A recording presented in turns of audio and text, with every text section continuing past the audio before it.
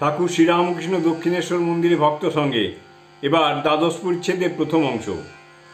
অসুস্থ শ্রীরামকৃষ্ণ ও ডাক্তার রাখাল ভক্ত সঙ্গে নৃত্য। শ্রীরামকৃষ্ণ দক্ষিণেশ্বর মন্দিরে ভক্ত সঙ্গে নিজের ঘরে বসে আছেন। রবিবার 20শে সেপ্টেম্বর 1885 খ্রিস্টাব্দ, 5ই আশ্বিন শুক্লা একাদশী।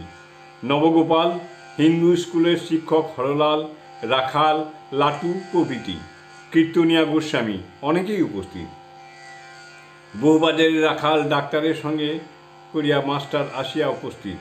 বহুবাজারের রাখাল ডাক্তারকে সঙ্গে করিয়া মাস্টার আসিয়া উপস্থিত। ডাক্তারকে ঠাকুরের অসুখ দেখাইবেন।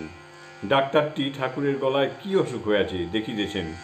তিনি দোহারা লোক, আঙ্গুলগুলি মোটা মোটা। শ্রীরামকৃষ্ণ সহস্রে ডাক্তার প্রতি, যারা এমন এমন করে, অর্থাৎ কুস্তি করে, তাদের মতো তোমার আঙ্গুল। মহেন্দ্র সরকার দেখেছিল, কিন্তু জীব এমন জোরে চেপেছিল যে ভারী যন্ত্রণা হয়েছিল, যেমন গরুর জীব চেপে ধরেছে, যেন গরুর জীবটা চেপে ধরেছে। রাখাল ডাক্তার, আজ্ঞা, আমি দেখছি আপনার কিছু লাগবে না। শ্রীরামকৃষ্ণের রোগ কেন? ডাক্তার ব্যবস্থা করবার পর শ্রীরামকৃষ্ণ আবার কথা কইতেছেন। শ্রীরামকৃষ্ণ ভক্তদের প্রতি, আচ্ছা, লোকে বলে ইনি যদি এত এত সাধু, তবে রোগ হয় কেন?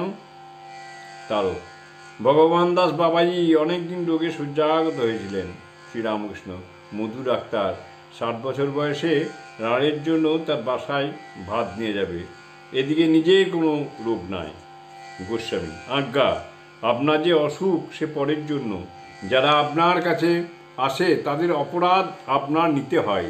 সেই সকল অপরাধ পাপ লওয়াতেই আপনার অসুখ হয়। একজন ভক্ত, আপনি যদি মাকে বলেন, মা, এই রোগটা সারিয়ে দাও, তাহলে শীঘ্র হয়ে যাবে।